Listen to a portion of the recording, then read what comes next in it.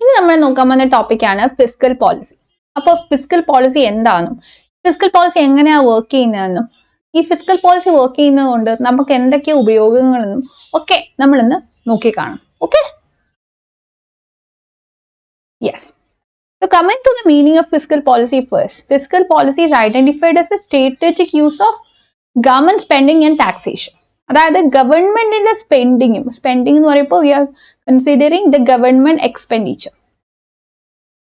ഗവൺമെന്റിന്റെ എക്സ്പെൻഡിച്ചർ നോക്കുമ്പോൾ നമുക്കറിയാം പല രീതിയിൽ ഗവൺമെന്റ് സ്പെൻഡ് ചെയ്യുന്നുണ്ട്. ഇക്കോണമിയിൽ ഡിഫൻസ് പർപ്പസിന് വേണ്ടി സ്പെൻഡ് ചെയ്യുന്നുണ്ട്. ആൾക്കാർക്ക് പെൻഷൻ കൊടുക്കാനായിട്ട് ഗവൺമെന്റ് എക്സ്പെൻഡിച്ചർ നടത്തുന്നുണ്ട്. ഗവൺമെന്റ് സ്റ്റാഫിന് സാലറി കൊടുക്കുന്നത് ഗവൺമെന്റ് ആണ്. Again it's an expenditure from the side of the government. Again government പല രീതിയിൽ ഇക്കണോമിക് ആക്ടിവിറ്റീസിന് വേണ്ടിയിട്ട് അതിന്റെ സ്റ്റിമുലേഷന് വേണ്ടിയിട്ട് സ്പെൻഡ് ചെയ്യുന്നുണ്ട്. അഗ്രികൾച്ചർ ഡെവലപ്മെന്റിന് വേണ്ടിയിട്ട് ഒരുപാട് മെഷേഴ്സ് എടുക്കുന്നുണ്ട്. ഇൻഡസ്ട്രിയൽ ഡെവലപ്മെന്റിന് വേണ്ടിയിട്ട് ഒരുപാട് മെഷേഴ്സ് എടുക്കുന്നുണ്ട്. അങ്ങനെ പല രീതിയിൽ ഗവൺമെന്റ് എന്ത് ചെയ്യുന്നു, സ്പെൻഡ് ചെയ്യുന്നുണ്ട്. So that is it all about government expenditure or government spending. The next thing that we are having here is called taxation. അപ്പോൾ സ്പെൻഡിങ് എന്ന് പറയുന്നത് ഗവൺമെന്റ് കയ്യിലുള്ള പൈസ ഗവൺമെന്റ് ഉപയോഗിക്കുന്നതാണെങ്കിൽ taxation would be acting as a source of revenue to the government. അല്ലെ, ഗവൺമെന്റിന് ഇതൊരു revenue source ആണ്. ഗവൺമെന്റ് കയ്യിലോട്ട് പൈസ വരുന്ന സോഴ്സ് ആണ്. അപ്പോൾ ഗവൺമെന്റ് എന്ത് ചെയ്യുന്നു, ഈ എക്സ്പെൻഡിച്ചറും റവന്യൂവും തമ്മിൽ അങ്ങോട്ടും ഇങ്ങോട്ടും മാറ്റങ്ങൾ വരുത്തുമ്പോൾ, അതായത് എക്സ്പെൻഡിച്ചർ ഒന്നുകിൽ കൂട്ടുകയോ കുറയ്ക്കുകയോ അല്ലെങ്കിൽ റവന്യൂ ഒന്നുകിൽ കൂട്ടുകയോ കുറയ്ക്കുകയോ ഇത്രയും രീതിയിലുള്ള മാറ്റങ്ങൾ വരുത്തുമ്പോൾ ഡെഫിനറ്റ്ലി അത് ഇക്കോണമിയെ വളരെ വലിയ രീതിയിൽ ബാധിക്കും. So that will definitely affect our macro economic performance. ഇക്കോണമിയിലെ പല പാരാമീറ്റേഴ്സ് ആയിട്ടുള്ള നമ്മുടെ demand, aggregate demand, employment, investment, ഇങ്ങനെ പല ആസ്പെക്ട്സിനെ ഇതൊക്കെ തന്നെ ബാധിക്കും. അല്ലെ, അപ്പോ എങ്ങനെയാണ് ഗവൺമെന്റ് ഈ ഗവൺമെന്റ് എക്സ്പെൻഡിച്ചറും ടാക്സേഷനും ഉപയോഗിച്ചിട്ട് ചില സ്പെസിഫിക് ആയിട്ടുള്ള ഇക്കണോമിക് ഗോൾസ് അറ്റൈൻ ചെയ്യാൻ ശ്രമിക്കുന്നത് എന്ന് നമ്മൾ ഇന്ന് കാണും. So that would be all about the idea of fiscal policy, the working of fiscal policy, some implications of fiscal policy and so on. Let's say more about it. അപ്പോൾ ആദ്യമേ തന്നെ എന്തിനാണ് ഗവൺമെന്റ് ഫിസ്ക്കൽ പോളിസി എടുക്കുന്നതെന്ന് മനസ്സിലാക്കാം. Definitely economic growth is identified to be the main priority of the government. ഇവിടെ economic ഗ്രോത്തിനെ stimulate ചെയ്യുന്നു എന്ന് പറയുമ്പോൾ തന്നെ ഓട്ടോമാറ്റിക്കലി നമ്മൾ ഉദ്ദേശിക്കുന്ന ഇക്കണോമിക് ആക്ടിവിറ്റീസിനെ സ്റ്റിമുലേറ്റ് ചെയ്യുന്നു എന്നുള്ളതാണ്. അപ്പോൾ ഇക്കോണമിയിൽ പല രീതിയിലുള്ള ആക്ടിവിറ്റീസ് ഉണ്ട്. Agriculture, industrial activity, service sector based activities, ഇതിനൊക്കെ തന്നെ സ്റ്റിമുലേറ്റ് ചെയ്യേണ്ട ആവശ്യമുണ്ട്. ഇവിടെയൊക്കെ തന്നെ ഇൻവെസ്റ്റ്മെന്റ് കൊണ്ടുവരേണ്ട ആവശ്യമുണ്ട്. അപ്പോൾ പുതിയ പുതിയ ഇൻവെസ്റ്റ്മെന്റ് കൊണ്ടുവന്നാലേ എന്ത് ചെയ്യുള്ളൂ, പ്രൊഡക്ഷൻ കൂടുള്ളൂ. അപ്പോൾ പ്രൊഡക്ഷൻ കൂടുമ്പോൾ ഓട്ടോമാറ്റിക്കലി ഒരുപാട് പേർക്ക് ജോലി കിട്ടും. അല്ലെ, എംപ്ലോയ്മെന്റും കൂടും അതിന്റെ കൂടെ. ഇപ്പൊ എംപ്ലോയ്മെന്റ് കൂടുമ്പോൾ എന്താ സംഭവിക്കുന്നത്, ഡെഫിനറ്റ്ലി ഇത് കാരണം ഇൻകം കൂടും ഇക്കോണമിയിൽ. കാര്യം എന്താണ്, ജോലി ഒരുപാട് പേർക്ക് കിട്ടുന്നുണ്ട്. അപ്പോൾ ജോലി കിട്ടുന്നവർക്കൊക്കെ ഇൻകം കിട്ടും. ആ ഇൻകം വെച്ച് അവർക്ക് എന്ത് ചെയ്യാൻ പറ്റും, കൺസ്യൂം ചെയ്യാൻ പറ്റും. സോ അവരുടെ കൺസംഷൻ അല്ലെങ്കിൽ അവരുടെ ഡിമാൻഡ് ഇവിടെ കൂടും. ഇങ്ങനെ പതിയെ ഗ്രോത്തിലേക്ക് നമ്മൾ പോകും. And also yet another intention of fiscal policy is to attain something called price stability. പ്രൈസിന് ഒരു സ്റ്റെബിലിറ്റി കൊണ്ടുവരണം. അപ്പൊ അതായത് പ്രൈസ് ഇങ്ങനെ ഫ്ലക്ച്വേറ്റ് ചെയ്തുകൊണ്ട് പോവുകയാണെങ്കിൽ, ഒരു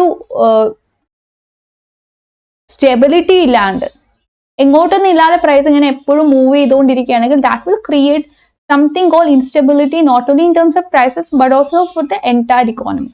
സോ ഈ ഇൻഫ്ലേഷൻ ഒന്ന് നമ്മൾ ടൈം ചെയ്യണം. നമ്മുടെ ഒരു ആവശ്യം അനുസരിച്ചിട്ട് ഇൻഫ്ലേഷനെ കൺട്രോൾ ചെയ്യാൻ അല്ലെങ്കിൽ റെഗുലേറ്റ് ചെയ്യാൻ നമുക്ക് പറ്റും. സോ അതിന് നമ്മുടെ ഗവൺമെന്റ് ഈ ഫിസ്ക്കൽ പോളിസി ഉപയോഗിക്കുന്നുണ്ട്. എക്സസീവ് ആയിട്ടുള്ള പ്രൈസ് ഹൈക്ക്, അതായത് ഇൻഫ്ലേഷൻ, അതല്ലെങ്കിൽ എക്സസീവ് ആയിട്ടുള്ള പ്രൈസ് റിഡക്ഷൻ, ഇതൊക്കെ തന്നെ ഒന്ന് കൺട്രോൾ ചെയ്യാനായിട്ട് ഗവൺമെന്റ് ശ്രമിക്കുന്നു. So that we will be having something called stability in the price level. ഈ ഒരു സ്റ്റെബിലിറ്റി അറ്റൈൻ ചെയ്യാനായിട്ട് ഗവൺമെന്റ് ശ്രമിക്കുന്നു. And that is also a kind of objective that the government is having whenever it comes to fiscal policy.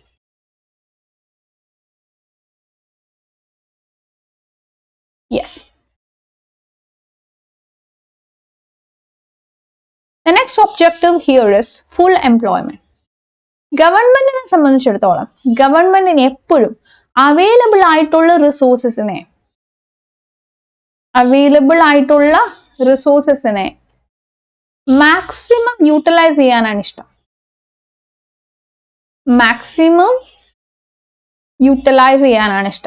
അപ്പൊ നമുക്കറിയാം, especially ഇപ്പൊ ഇന്ത്യയുടെ കേസൊക്കെ എടുക്കുകയാണെങ്കിൽ നമുക്കറിയാം ഇന്ത്യയുടെ പോപ്പുലേഷൻ വളരെ കൂടുതലാണ്. So in the case of population we are number 1 അല്ലെ. നമ്മുടെ പൊസിഷൻ എന്ന് പറയുമ്പോൾ വേൾഡിൽ നമ്പർ 1 ആണ്.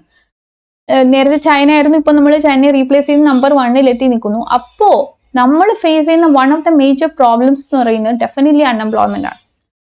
അപ്പോൾ നമുക്ക് എഡ്യൂക്കേറ്റഡ് ആയിട്ടുള്ള ഒരുപാട് ആൾക്കാർക്ക് ജോലി ഇല്ലാത്ത അവസ്ഥ എന്ന് പറയുമ്പോൾ വാട്ട് ഈസ് ഹാപ്പനിങ്? ഈ എഡ്യൂക്കേറ്റഡ് ആയിട്ടുള്ള ആൾക്കാരൊക്കെ എന്താണ്? റിസോഴ്സസ് ആണ്. We could call them as human resource.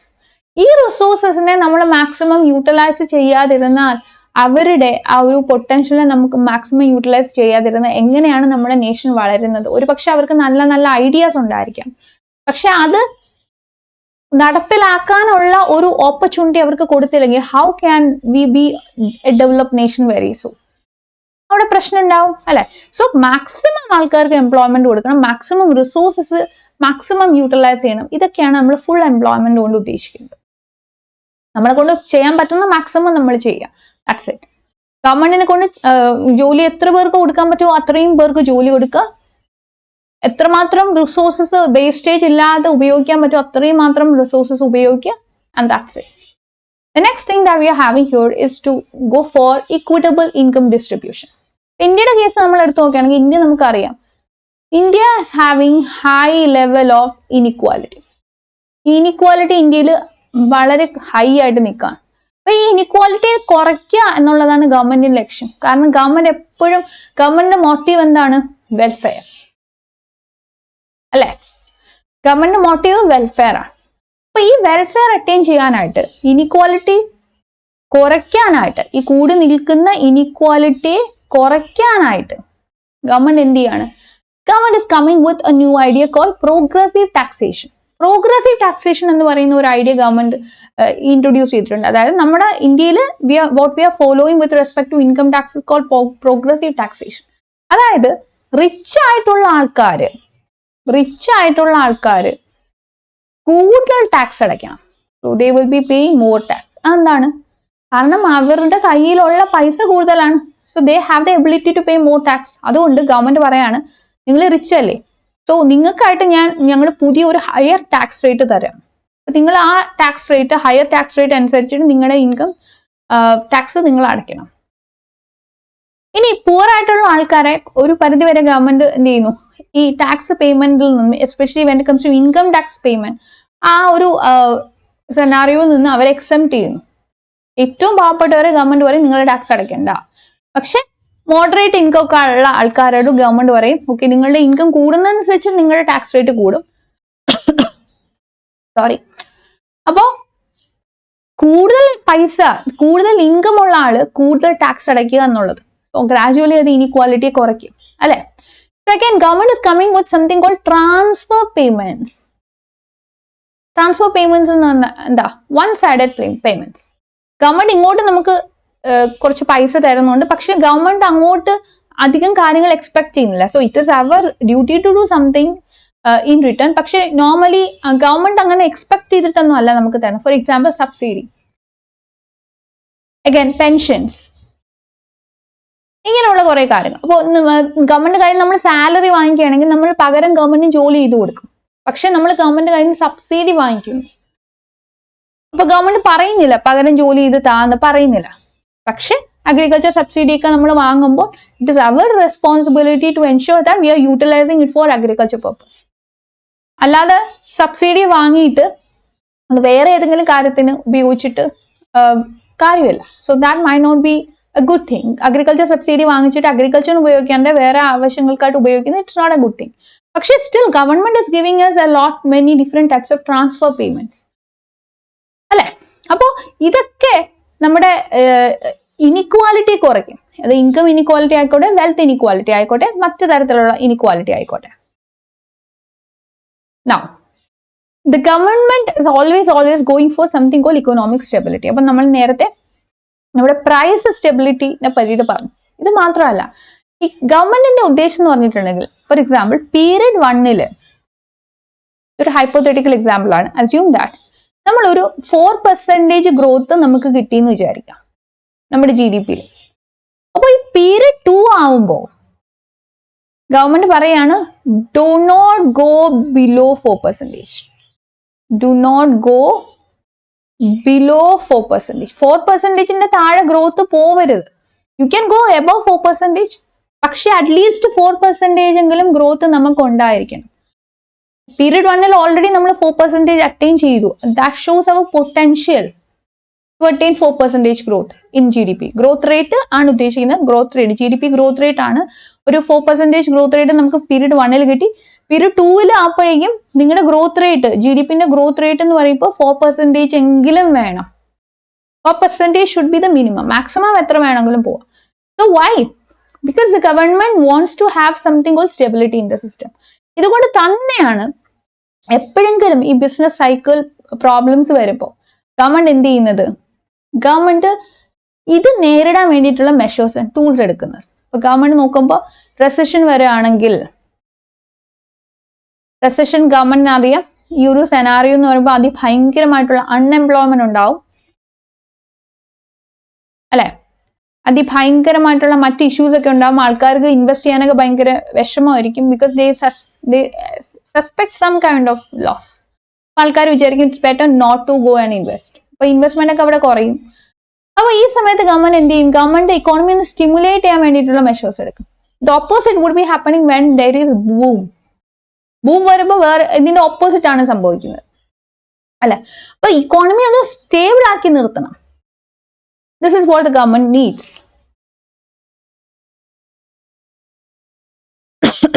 Sorry.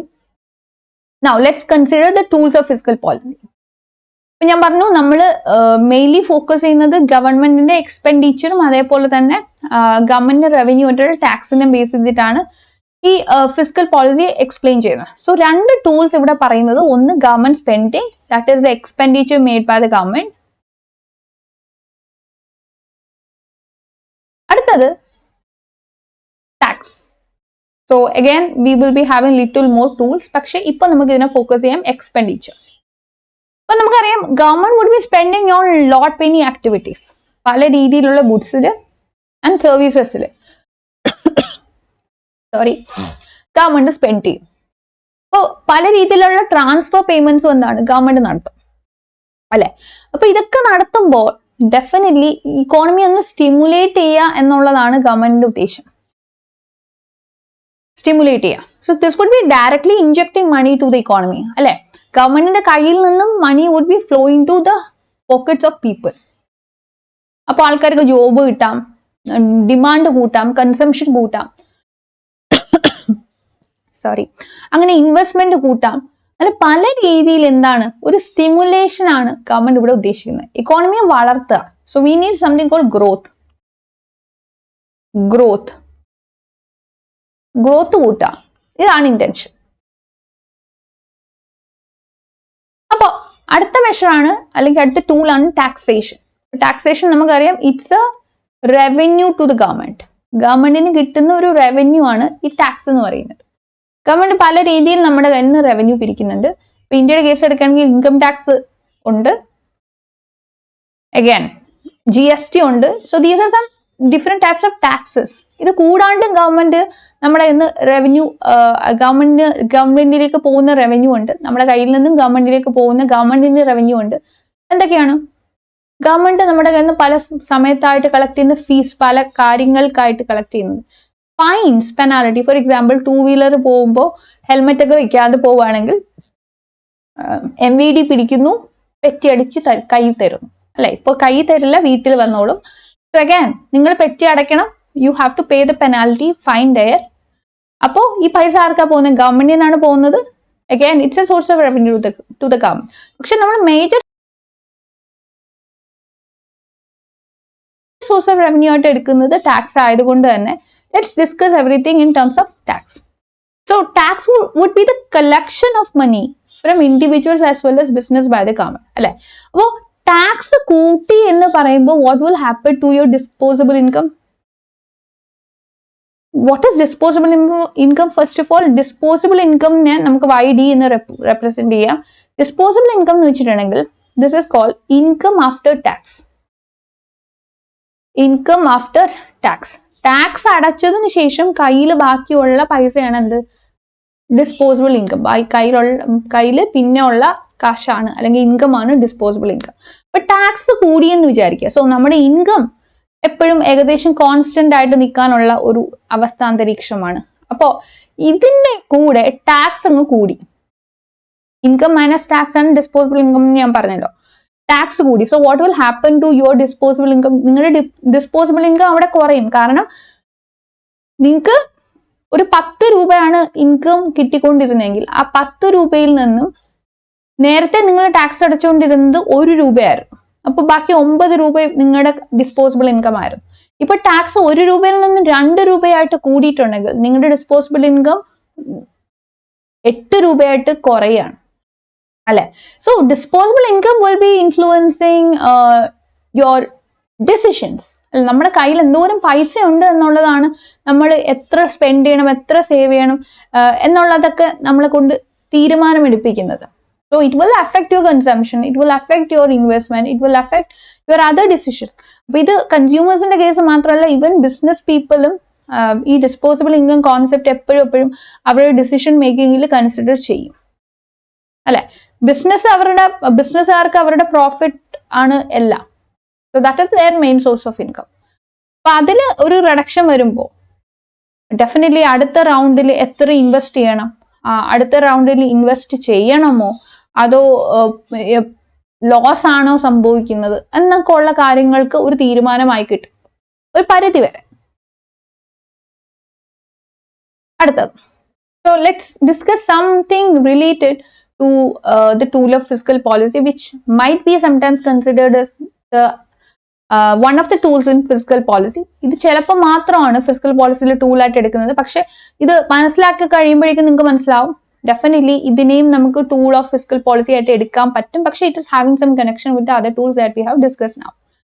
So coming to public borrowing or ഡെപ്റ്റ്. അപ്പൊ നമുക്കറിയാം whenever the government revenue is lesser than government expenditure, അതല്ലെങ്കിൽ whenever the government expenditure is more than government revenue, അതായത് expenditure spending requirements കൂടിയിരിക്കുകയാണ്, പക്ഷെ അതനുസരിച്ചിട്ട് ചെലവഴിക്കാൻ കയ്യിൽ പൈസ ഇല്ല. അപ്പൊ ഗവൺമെന്റ് എന്ത് ചെയ്യും? ഇത് ഒരു ഡെഫിസിറ്റ് സിറ്റുവേഷൻ ആണ് ഗവൺമെന്റിന് കാണിച്ചു കൊടുക്കുന്നത്. This is A scenario of deficit. So ഈ ഒരു ഡെഫിസിറ്റ് സിറ്റുവേഷൻ മറികടക്കാൻ government will go and borrow അല്ലെ? ഗവൺമെന്റ് ബോറോ ചെയ്യും. എന്നിട്ട് ആ ബോറോ ചെയ്ത പൈസ എടുത്തിട്ട് it will be financing expenditures. So financing expenditure through borrowing from domestic or international sources. അപ്പോൾ ഈ ബോറോയിങ് നടത്തുന്നു എന്ന് പറയുമ്പോൾ ഏത് ഗവൺമെന്റിന് വിത്തിൻ ദ നേഷൻ ബോറോ ചെയ്യുക. അപ്പൊ ഇന്ത്യയുടെ കേസ് എടുക്കുമ്പോൾ ഇന്ത്യ ബോറോ ചെയ്യുന്നു എന്ന് പറയുമ്പോൾ ഗവൺമെന്റ് ഓഫ് ഇന്ത്യ ബോറോ ചെയ്യുന്നു എന്ന് പറയുമ്പോൾ ഇത് it can borrow from within the nation. RBIയിലൊക്കെ പോയി കടം എടുക്കാൻ പറ്റും. അതല്ലെങ്കിൽ it can borrow from international sources like what it was doing during the initial 1990s. ഇപ്പോൾ 1990s എസ്പെഷ്യലി 1991 ഒക്കെ ആയപ്പോഴേക്കും ഇന്ത്യയിൽ ഇക്കണോമിക് റിഫോംസ് കൊണ്ടുവന്നു അല്ലെ? ഇക്കണോമിക് റിഫോംസ് കൊണ്ടുവന്നു. അതിന് മുന്നേ എസ്പെഷ്യലി ഏർലി 1980s മുതൽ നമുക്ക് ചെറിയ ചെറിയ BOP പ്രശ്നങ്ങൾ ഉണ്ടായിരുന്നു. അതൊരു ലേറ്റ് 1980s ഒക്കെ ആയപ്പോഴേക്കും അതിഭയങ്കരമായിട്ടുള്ള BOP പ്രോബ്ലം ആയിട്ട് മാറി. അത് കാരണം നമ്മൾ IMFൽ പോയിട്ട് പൈസ കടം മേടിച്ചു. That is international kind of borrowing അല്ലെ? അപ്പൊ എന്തിനാണ് നമ്മൾ ഈ ബോറോ ചെയ്യുന്നത്? Because there is A deficit. ഈ ഒരു ഡെഫിസിറ്റ് മറികടക്കണം നമുക്ക്.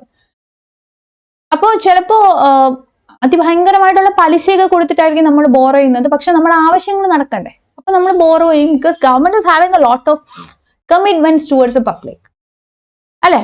ഗവൺമെന്റിന് വിശ്വസിച്ച് നമ്മൾ വോട്ട് കൊടുത്ത് ഗവൺമെന്റിനെ വിജയിപ്പിക്കുമ്പോൾ it is expected that government നമ്മുടെ ആവശ്യങ്ങളും കൂടെ നേടിത്തരും അല്ലെ? അങ്ങനെ ഒരു എക്സ്പെക്ടേഷൻ ആണ് നമുക്കുള്ളത്. അപ്പോ it should be the responsibility of the government to ensure that people's needs are met അല്ലെ? ആൾക്കാരുടെ ആവശ്യങ്ങൾ നടത്തി കൊടുത്തു എന്നുള്ളത് ഉറപ്പിക്കാനുള്ളത് ഗവൺമെന്റിന്റെ ഉത്തരവാദിത്വമാണ്. Now, Let me take you to something called stances of fiscal policy. Fiscal policy യിൽ നമ്മൾ വളരെ ഡീറ്റെയിൽഡ് ആയിട്ട് നോക്കേണ്ട ഏരിയാസ് ആണിത്. Which is expansionary fiscal policy and contractionary fiscal policy. അപ്പോൾ നമ്മൾ ഇത് പഠിക്കാൻ പോവാണ് എന്താണ് expansionary fiscal policy എന്നുള്ളത്. We will be learning contractionary fiscal policy as well today. ആദ്യം expansionary fiscal policy പഠിക്കാം. അപ്പോൾ expansionary fiscal policy എന്ന് പറയുമ്പോൾ ഇക്കോണമി ഒരു റെസഷനറി ഫേസിൽ കൂടെ കടന്നു പോകുന്ന സമയത്താണ് ഗവൺമെന്റ് ഇത് എടുക്കുന്നത്. ഇക്കോണമി റെസഷനറി ഫേസിൽ കൂടെ കടന്നു പോകുന്നു എന്ന് പറയുമ്പോൾ തന്നെ നമുക്കറിയാം economy would be very much dull. അതിഭയങ്കരമായിട്ടുള്ള അൺഎംപ്ലോയ്മെന്റ് പ്രോബ്ലം ഇക്കോണമിയിലുണ്ട്. ആൾക്കാരൊക്കെ ഭയങ്കര പെസിമിസ്റ്റിക് ആണ്, ഇൻവെസ്റ്റ് ഒന്നും ചെയ്യുന്നില്ല. അപ്പോൾ ആൾക്കാരെ ഒന്ന് ഉണർത്തിയെടുക്കണം. കാരണം ആൾക്കാരുടെ കയ്യിൽ ഇവിടെ അൺഎംപ്ലോയ്മെന്റ് കൂടുതലായതുകൊണ്ട് ആൾക്കാരുടെ കയ്യിൽ ഇൻകം കാണുന്നില്ല. കാരണം ജോലി ഉള്ളവർക്ക് തന്നെ ജോലി നഷ്ടപ്പെട്ടുകൊണ്ട് ആൾക്കാരുടെ കയ്യിൽ അധികം പൈസ ഉണ്ടാവില്ല.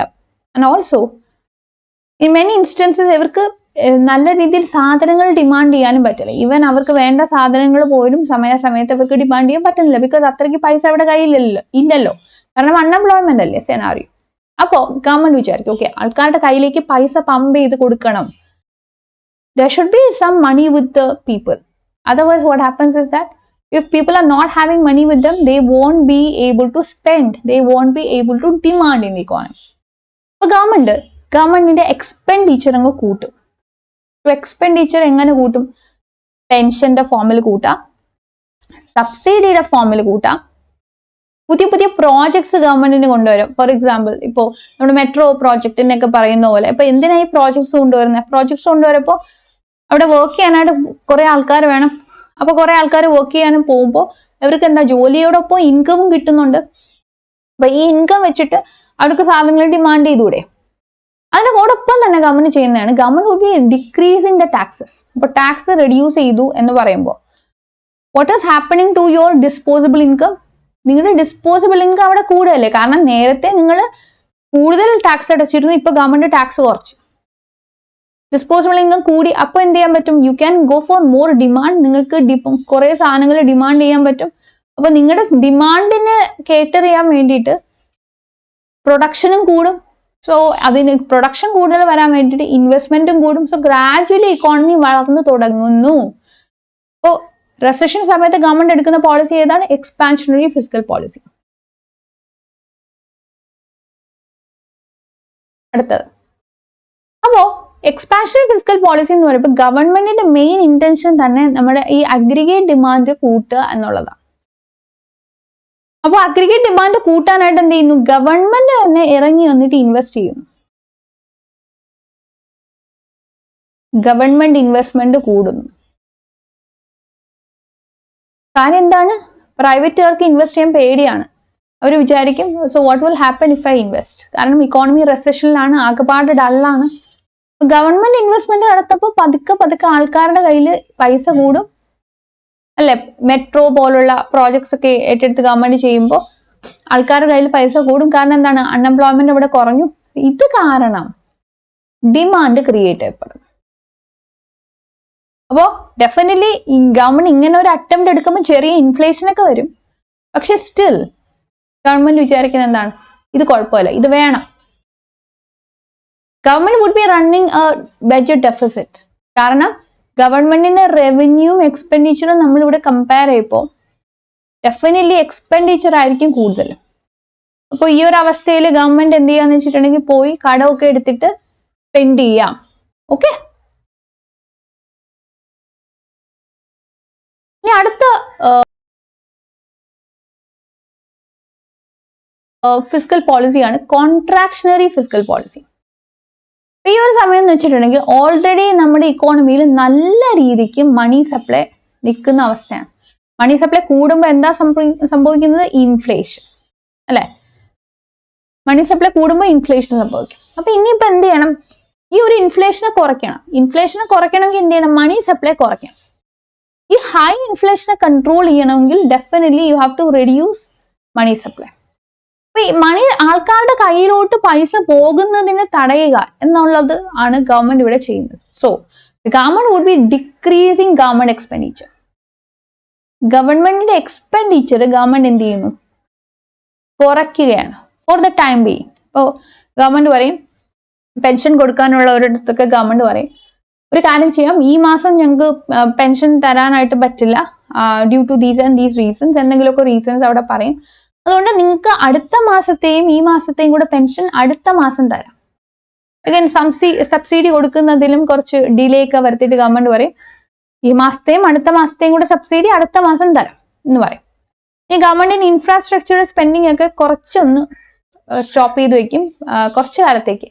ഗവൺമെന്റിന്റെ കയ്യിൽ നിന്നും ആൾക്കാരിലേക്ക് എത്തുന്ന പൈസ അവിടെ കുറയും അല്ലെ. അതേപോലെ ഗവൺമെന്റ് ചെയ്യുന്ന വേറൊരു കാര്യമാണ് government would be increasing taxes. ഇപ്പൊ ടാക്സ് ഇൻക്രീസ് ചെയ്താൽ എന്താണ് സംഭവിക്കുന്നത് നമ്മൾ പറഞ്ഞു, ഇൻകം ഇവിടെ കോൺസ്റ്റന്റ് ആണ്. അപ്പോൾ അതിന്റെ കൂടെ ടാക്സ് ഇൻക്രീസ് ചെയ്യുകയാണെങ്കിൽ automatically that will be reducing disposable income അല്ലെ. ടാക്സ് ഇൻക്രീസ് ചെയ്യുമ്പോൾ ഡിസ്പോസിബിൾ ഇൻകം കുറയും. അപ്പൊ എന്താ, ആൾക്കാരുടെ കയ്യിലേക്ക് പൈസ എത്തുന്നത് കുറയും, മണി സപ്ലൈ കുറയില്ലേ? യെസ്. ഇനി അപ്പൊ ഈ കോൺട്രാക്ഷണറി ഫിസ്ക്കൽ പോളിസി എന്ന് പറയുമ്പോൾ mainly during the time of inflation ആണ് ഗവൺമെന്റ് എടുക്കുന്നത്. ഇൻഫ്ലേഷൻ കുറയ്ക്കുക എന്നുള്ള ഒരു ഇന്റൻഷൻ ആണ് ഇവിടെ ഗവൺമെന്റിനുള്ളത്. അപ്പോൾ ഇക്കണോമിക് ഗ്രോത്തിനെ ഒരു പരിധിവരെ കൺട്രോൾ ചെയ്യാൻ ഗവൺമെന്റ് നോക്കും അല്ലെ. സോ ഡെഫിനറ്റ്ലി ഇൻഫ്ലേഷൻ കുറയ്ക്കാനായിട്ട് ഗവൺമെന്റ് സ്റ്റെപ്പ് എടുക്കുമ്പോൾ അൺഎംപ്ലോയ്മെന്റ് കൂടാനുള്ള ഒരു ചാൻസും ഇവിടെ വരുന്നുണ്ട്. Sorry. So this may lead to something called budget surplus. കാരണം എന്താണ്, ഗവൺമെന്റിന്റെ കയ്യിൽ നിന്നുള്ള എക്സ്പെൻഡിച്ചർ ഗവൺമെന്റ് കൂട്ടാണ് അതോ കുറയ്ക്കുകയാണോ? മറന്നു പോകരുത്, കോൺട്രാക്ഷണറി ഫിസ്ക്കൽ പോളിസിയാണ് നമ്മൾ എടുക്കുന്നത്. സോ എക്സ്പെൻഡിച്ചർ ഗവൺമെന്റ് എന്താ ചെയ്യുന്നത്, government expenditure would be falling. Government expenditure government കുറയ്ക്കും. ഓൾറെഡി മണി സപ്ലൈ കൂടുതലല്ലേ ഇക്കോണമിയിൽ. അപ്പോൾ ഗവൺമെന്റിന്റെ കയ്യിൽ നിന്നും ഇക്കോണമിയിലേക്ക് പോകുന്ന മണി സപ്ലൈ കുറയ്ക്കും, എക്സ്പെൻഡിച്ചർ ഇവിടെ കുറയ്ക്കും. എന്നിട്ട് what is happening to tax government കൂട്ടും. അപ്പൊ എന്നാലേ ആൾക്കാരുടെ കയ്യിൽ പൈസ ഇല്ലാതെ വരും. സോ ഇങ്ങനെ ചെയ്യുമ്പോൾ ഗവൺമെന്റിന് എന്താ സംഭവിക്കുന്നത്, ഗവൺമെന്റിന് ഒരു റവന്യൂ ജനറേഷൻ, ഒരു എക്സ്ട്രാ റവന്യൂ ജനറേഷനും കിട്ടും. ഗവൺമെന്റ് കയ്യിൽ നിന്ന് പോകുന്ന പൈസയ്ക്ക് ഒരു കുറവും സംഭവിക്കും. So this will make the government to generate something called a surplus budget. ഒരു സർപ്ലസ് അവിടെ ക്രിയേറ്റ് ചെയ്യാനായിട്ട് ഗവൺമെന്റിനെ അനുവദിക്കും.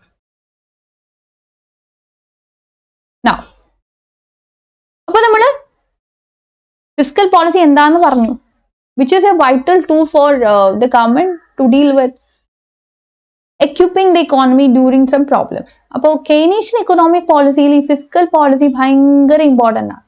കെയ്നീഷ്യൻ ഇക്കണോമിക് പോളിസി എന്ന് പറയുമ്പോൾ കെയ്ൻസ് എന്ന് പറയുന്ന ഒരു economist 1930s the great depression സമയത്ത് 1930s ഉണ്ടായ പ്രശ്നമാണ് ദ ഗ്രേറ്റ് ഡിപ്രഷൻ.